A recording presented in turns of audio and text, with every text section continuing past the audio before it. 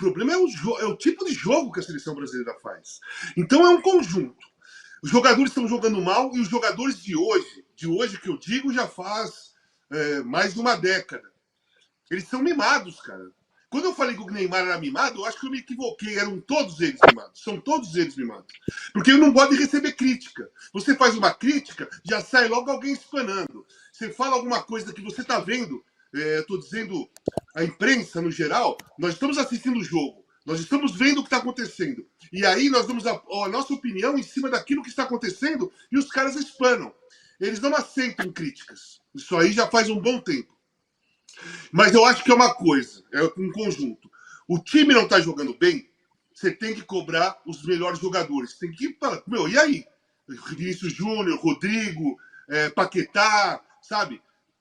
Cadê o futebol? Cadê aquela dinâmica, aquela intensidade de jogo, de ir para cima de um adversário que é inferior e tentar vencer a partida? Cadê? Onde está? Isso aí é uma parte. Mas, por exemplo, quando você passa para o segundo tempo do jogo com o Equador, você vê o Brasil inteirinho atrás. Aquilo não é jogador. Aquilo é determinação do treinador. Determinação tática. Vamos jogar no contra-ataque contra o Equador em casa. Então eles vão ter que sair, nós vamos ficar todo atrás. Gente, aquilo foi horrível, foi péssimo. Uma das coisas piores que eu vi na seleção brasileira foi aquele segundo tempo contra o Equador. Você está ganhando por 1-0, vai lá, marca a pressão, está em casa, faz o segundo, tenta fazer o terceiro, dificulta a saída de bola, pressiona. Joga atacando, você está em casa, contra o Equador. Sabe qual foi a diferença? A única diferença que teve entre Brasil e Venezuela ano passado, em Cuiabá, que foi 0-0, e Brasil e Equador, lá em Curitiba, que foi 1-0, só teve uma diferença. O Equador não fez um gol e empatou. Porque o estilo do jogo foi o mesmo. Sem criatividade, desculpe, sem nenhuma criatividade no meio-campo.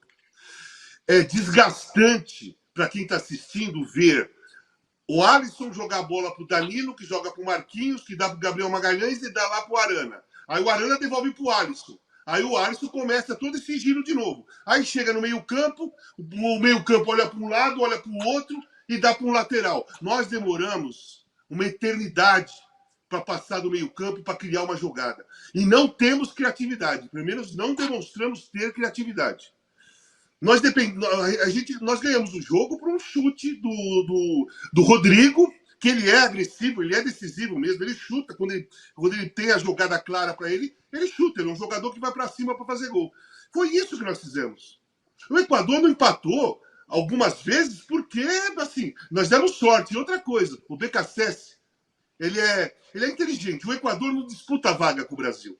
Então, para o Equador ganhar, empatar ou perder para o Brasil aqui, no Brasil, não muda nada. Então, o Equador só foi atacar no segundo tempo, só foi atacando porque o Brasil recuou. Ele não foi em busca do empate. Se sai um empate, legal, empatando com o Brasil. Mas se perder para o Brasil aqui, fora de casa, do Equador, não muda nada. A disputa da vaga do Equador é com Paraguai, com Chile, com Venezuela, né? Com essas seleções que o Equador vai disputar a vaga. Não é com o Brasil. Então, tanto faz. Então, ele jogou ali tranquilo. Nem se preocupou que estava perdendo por 1-0. Eu acho o trabalho regular. Mas eu vou dar regular não pelos jogos oficiais. Porque pelos jogos oficiais é péssimo. Os jogos oficiais foram quais? A Copa América foi péssima. E esse jogo com o Equador. Então, por jogo oficial... Oi? Não, então, pelos jogos oficiais, na minha visão, o trabalho está muito ruim. No geral, contando os amistosos, vitória com a Inglaterra, empate com a Espanha, vitória contra o México, teve um empate com os Estados Unidos, enfim.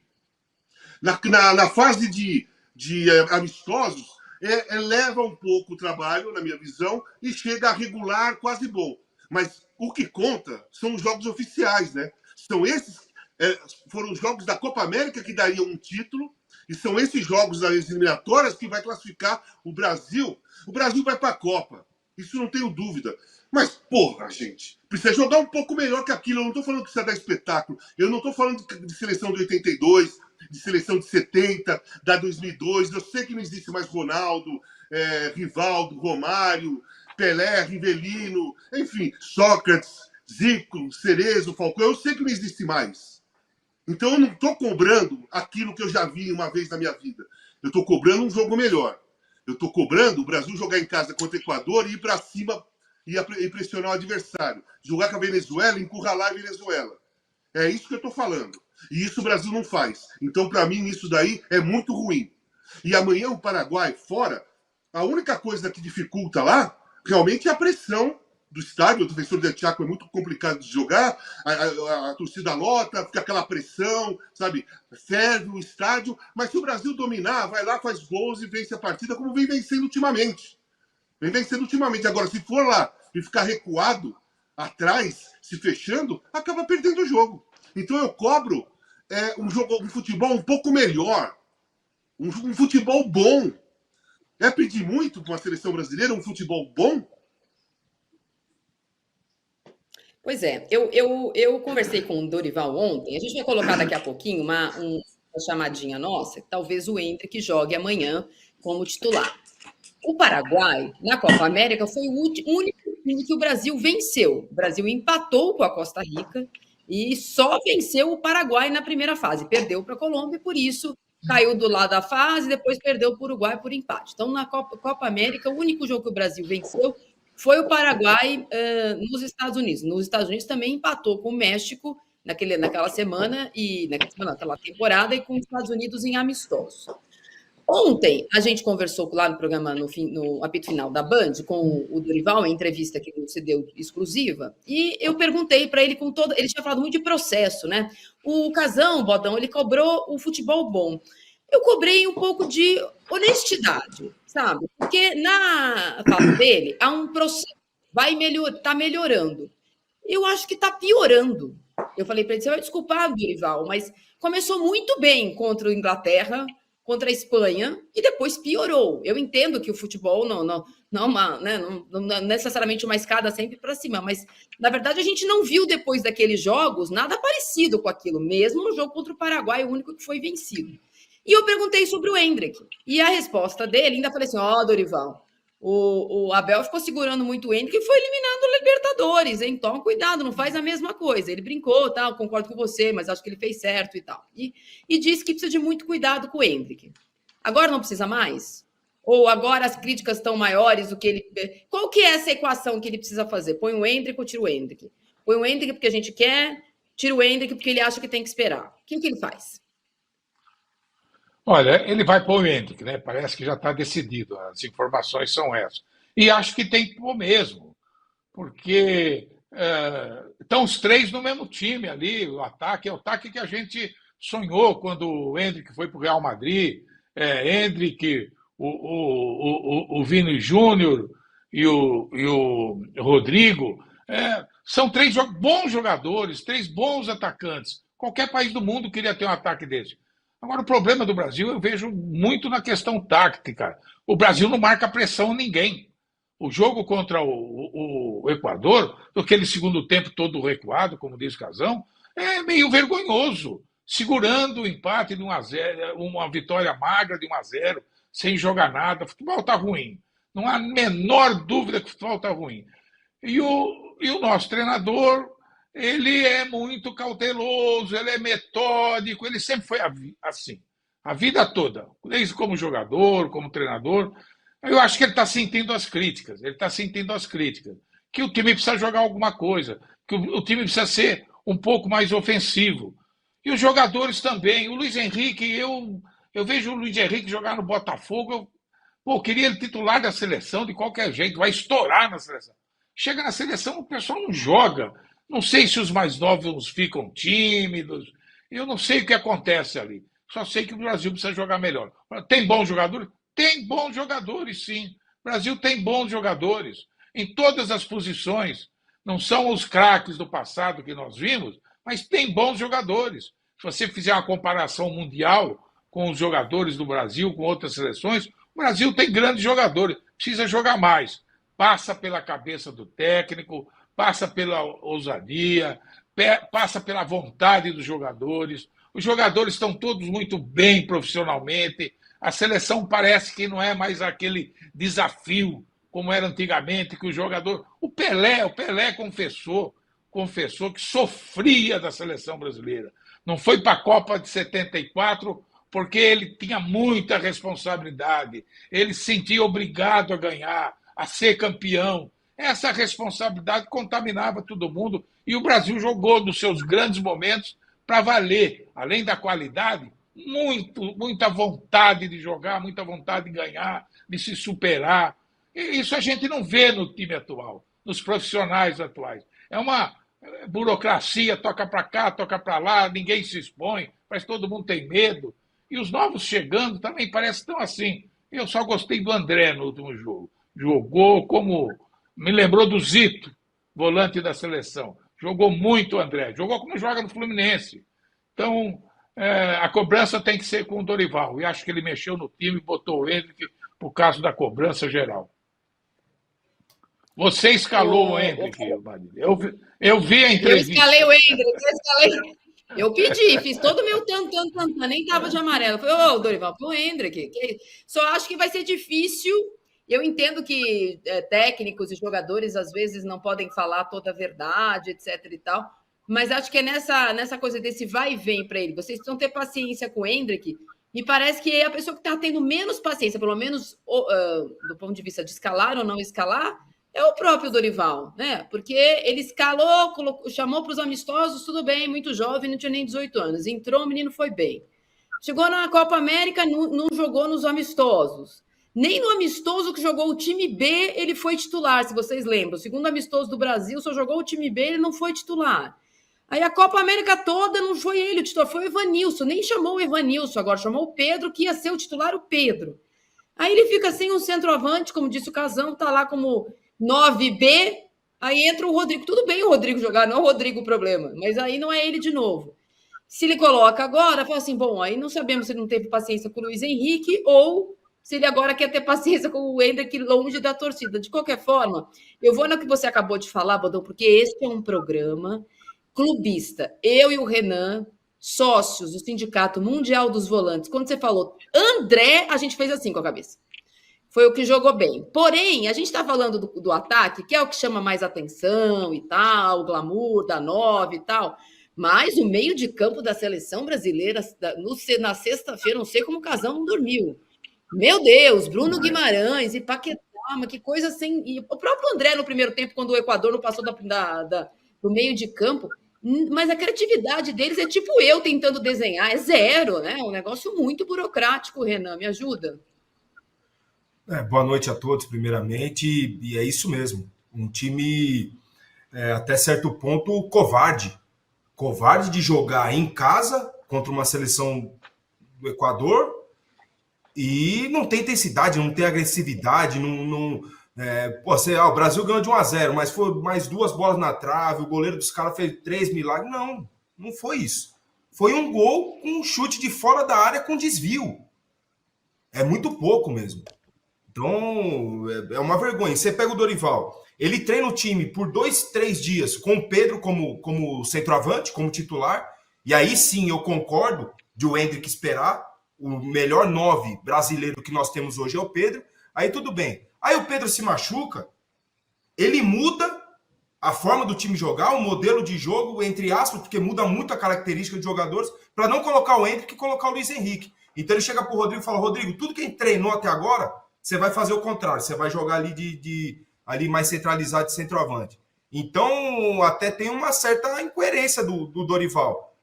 Eu tenho convicção no modelo de jogo, mas agora eu não tenho o Pedro. Ele muda toda a característica do ataque da seleção, não colocando o Endrick, que seria a substituição natural, né? O Endrick no lugar. E o pior, nem colocou o Endrick no jogo, né? Que é pior ainda. Um time que fica jogando de contra-ataque, esperando contra-ataque contra o Equador, pô, vai desculpar. E assim, eu vejo um trabalho ruim, mesmo com os 2 amistosos. O contra a Inglaterra foi bom, muito bom. Agora, contra a Espanha, se a gente puxar lá o jogo, a Espanha, o primeiro tempo, amassou o Brasil e era para ter feito mais gols.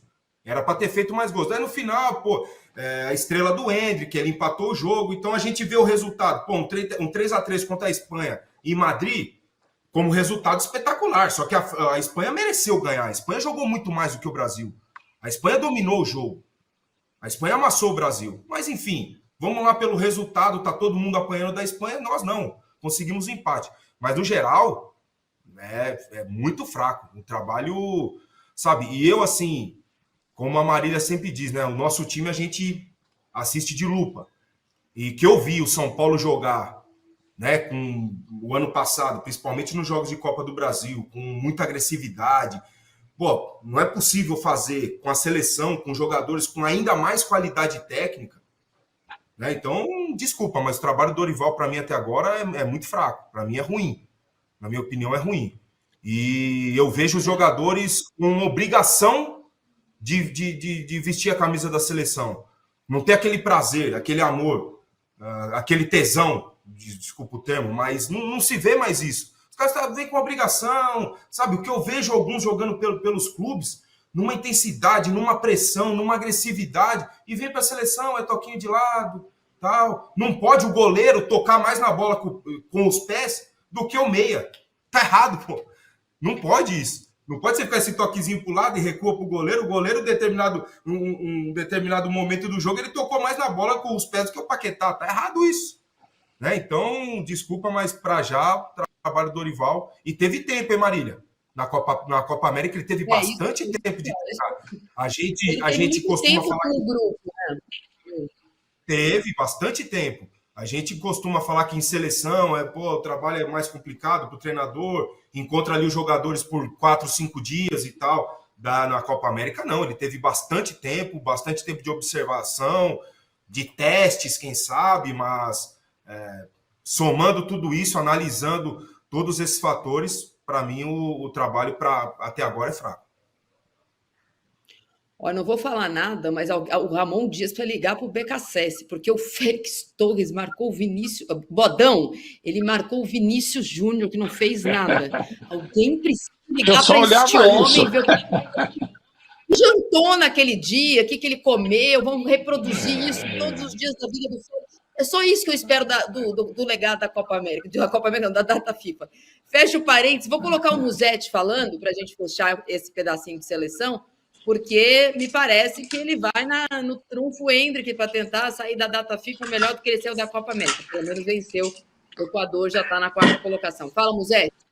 O técnico Dorival Júnior não está mostrando muita convicção nessa data FIFA e vai mexer de novo no esquema tático do Brasil para enfrentar o Paraguai lá em Assunção, nessa 8ª rodada das eliminatórias. Ele tinha pensado no time com Pedro machucou, Rodrigo virou falso 9 e Luiz Henrique entrou. Agora, Rodrigo volta para a ponta direita e o centroavante vai ser o Hendrick que nem tinha entrado no jogo contra o Equador.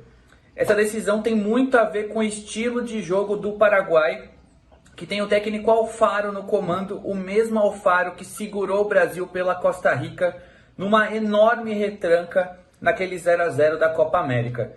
O Dorival entende que precisa ter uma referência no ataque, por mais que o Hendrick não seja aquele legítimo pivô, seja um cara que se movimenta mais.